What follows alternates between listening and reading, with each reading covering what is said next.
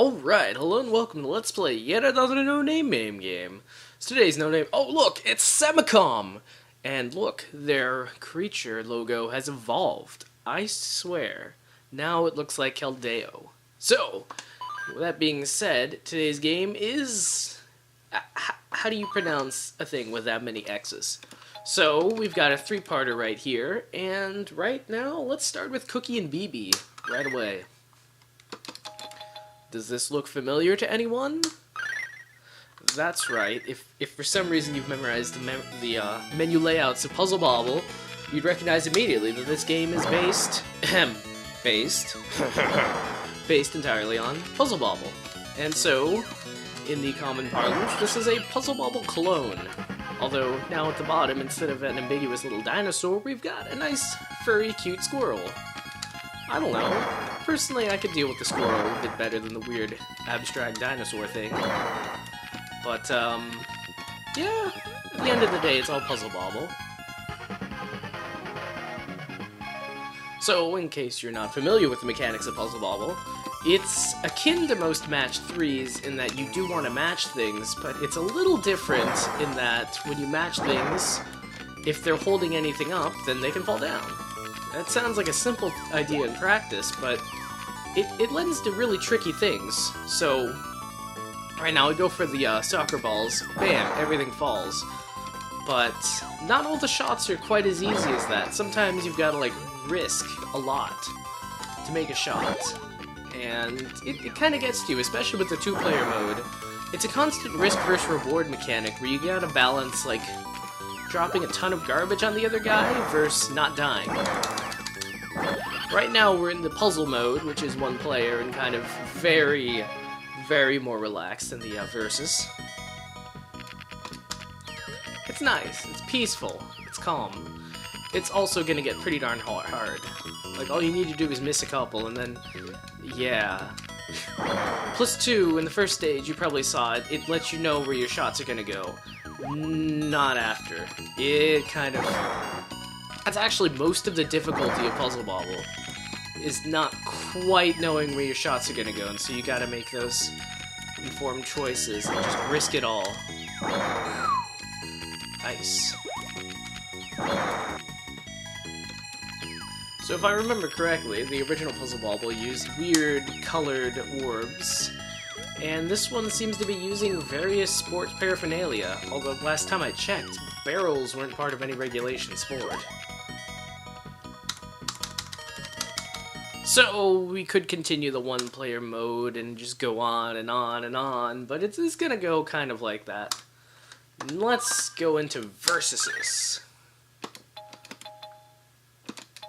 Two-player puzzle game. We'll end on that, see what it is. That sounds very intriguing.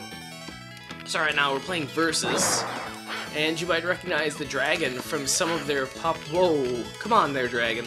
Let's cut down on the winning so much here. So you send garbage to the other person by either dropping stuff or clearing a bunch of puzzles. At least that's how it works in Puzzle Bobble. I don't know, this game seems very different. It could be different. Yeah. But it's a nice game. It's a weird mechanic, and it definitely takes a little bit of time to get used to it. And so, okay, apparently dragons are suicidal. If you're thinking this kind of gameplay looks kind of cool, but for some reason the and you're not entirely fond of the hey, let's make a guess sort of style, you want to play this against other people, actually I recommend omgpop.com. Check it out. They've got a bunch of like kind of semi-clone games heavily based on old-style arcade games, and they did choose some of the best of the best. Except the cool thing, the new thing that they bring to everything is that it's all online, and it's all versus. So, I mean, you want to play against people? What the heck? Try it out. The game that I'm talking about right now would be Dink Pop on their site. You'd probably be able to figure that out, but hey, what the heck. So, we're back, and we're playing against a penguin. Apparently they made their characters in the game about as generic as you'd expect. Penguins are very popular in the Netherlands. I will not tolerate anyone saying anything else.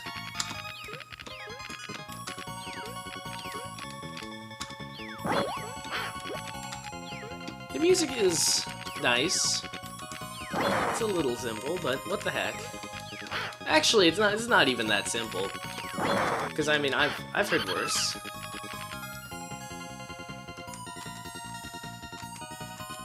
All in all, I mean, even though it is technically a clone, it's a very well-executed clone. And they did a good job, and it's the kind of classy clone where you, like, take the exact same concept and you do the exact same gameplay mechanic, but you change everything else around it, which, I don't know, in my view, it makes it a bit more respectable. If you're gonna clone something, you might as well...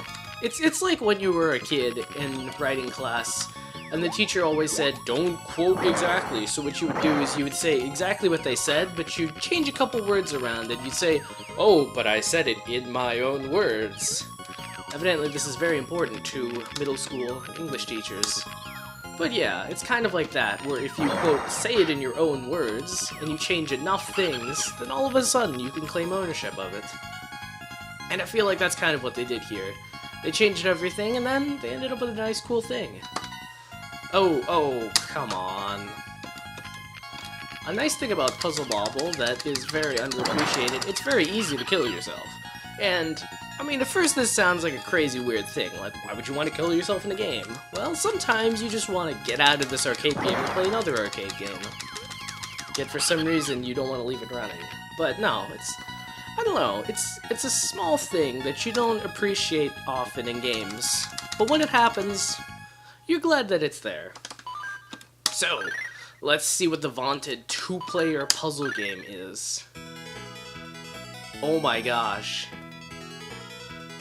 I think, oh man, this kind of reminds me of old school Columns, where there was like this, quote, two-player mode, but I think you could, like, you're both playing off the same board, you're both doing the same stuff, but you could mess up the other person.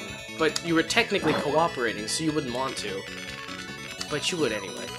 Oh, and that's interesting. I seem to have set it up so that one player controls both of them. Interesting. I mean, no, I've got my Phantom friend right here, and he's exactly mimicking my movements.